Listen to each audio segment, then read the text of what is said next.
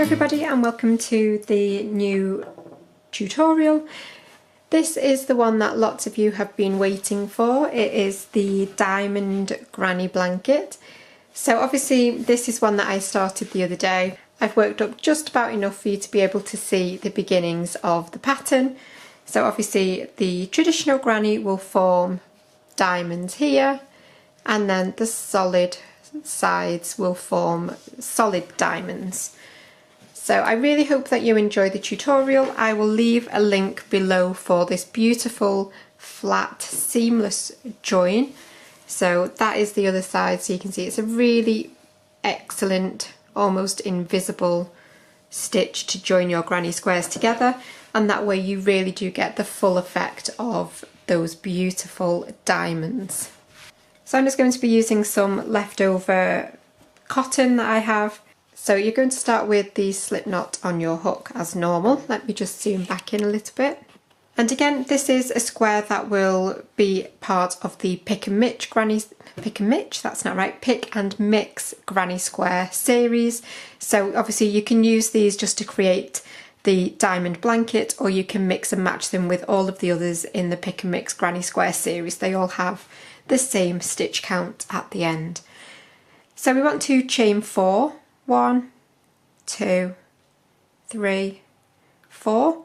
Now this tutorial, if you're not familiar with doing UK treble stitches, then just go and get used to doing those, because I'm not going to be going that slowly. So we've chained 4 and now we're going to slip stitch into that very first chain. So you're going to insert your hook and then yarn over and pull through both of those loops, and now we've got that little center ring to work into.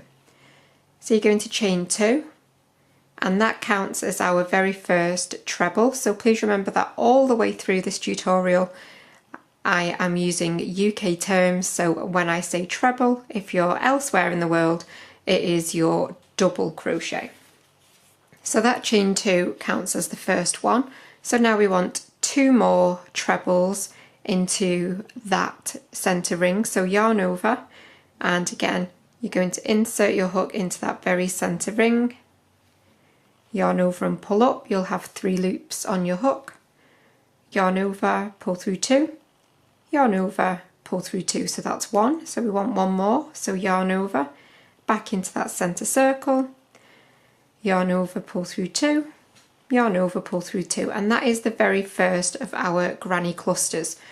So you want to create a corner now by chaining 2, and then back into this center ring we're going to do 3 more sets of granny clusters. So a granny cluster is just 3 trebles. So yarn over, pull through 2, yarn over, pull through 2, that's 1.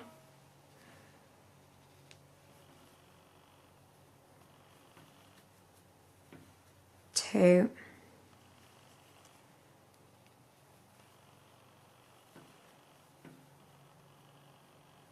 3. Again, create the corner, so chain 2, and then you're going to do 2 more granny clusters. So I will leave you to do 2 more of those sets of 3 trebles, and that is where I will meet you in just a moment.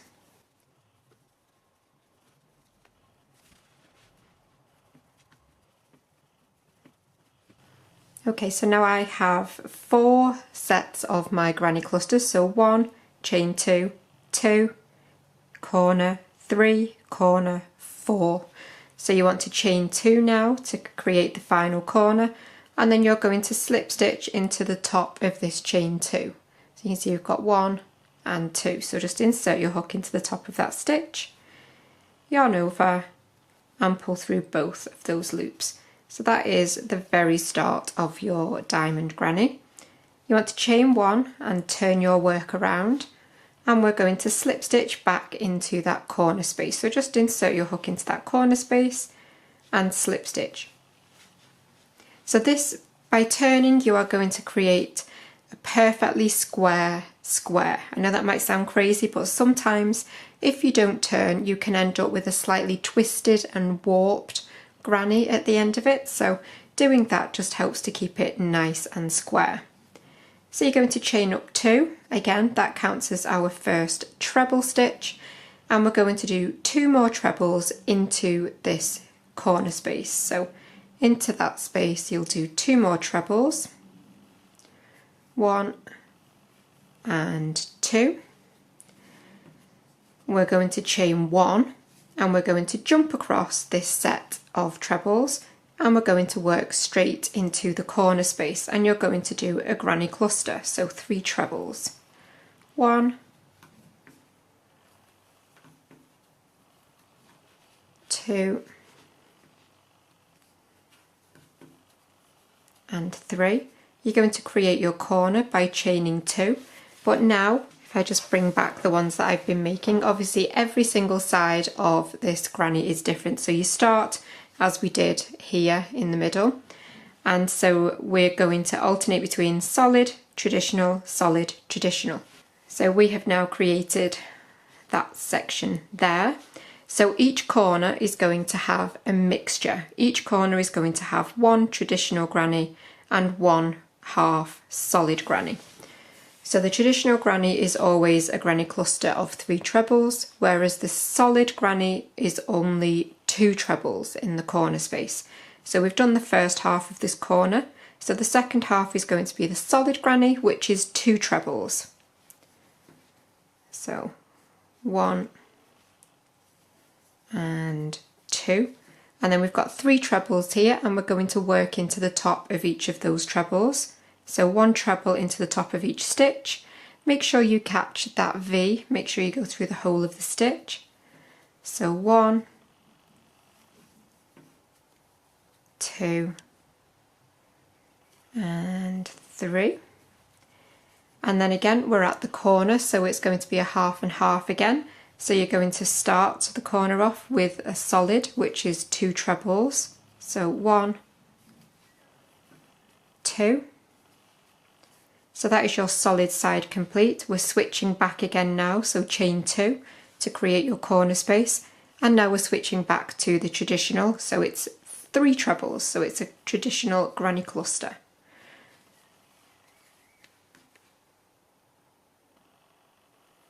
2 and 3, chain 1 in between your granny clusters, and then skip over the cluster here to work straight into the corner space. So you're going to do 1 granny cluster,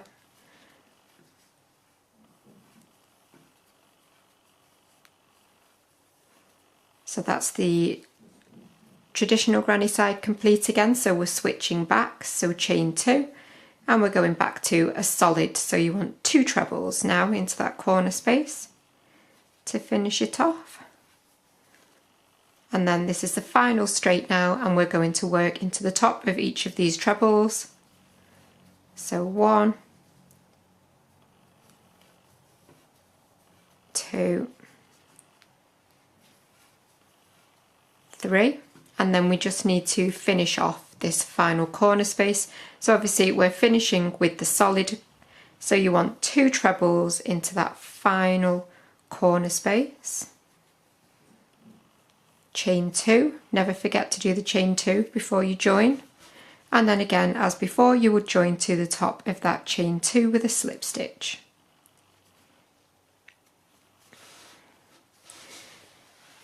So there we have now the start of the pattern.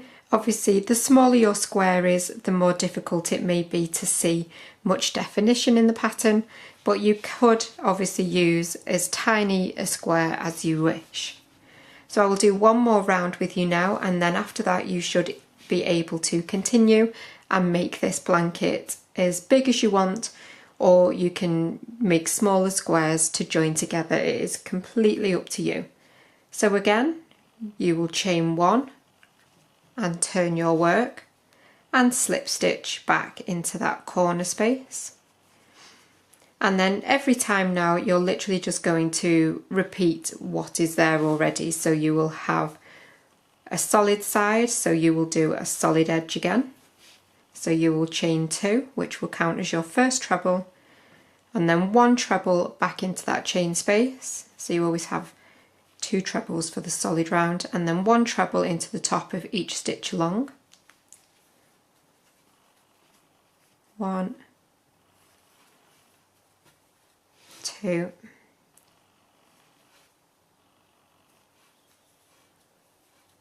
3, 4, 5, 6,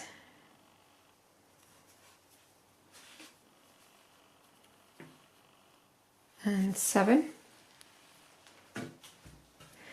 And then again, you're going to finish off your solid with 2 trebles in the corner space. Chain 2, and then switch to your traditional granny, so it will be 3 trebles for the second half of the corner.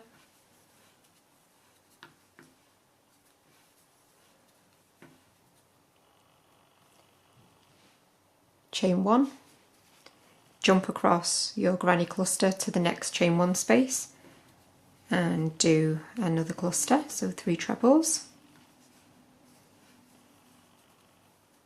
Chain 1, and then granny cluster in the corner space. 1, 2, 3, chain 2, and switch to your solid, so 2 trebles,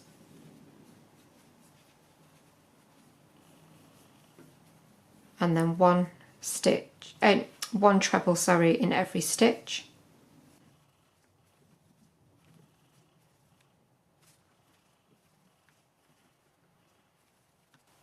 And then again corner space, so 2 trebles, 1 and 2, chain 2, and switch back to the traditional. So 3 trebles in the corner space,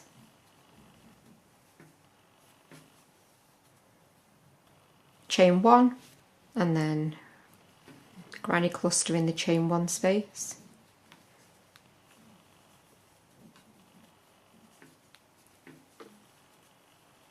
Chain 1, and final cluster in that corner space. So I've got my 3 trebles, so I'm going to chain 2 and slip stitch to the top of that beginning chain 2 that we did. Okay, so that now, so let's just move that.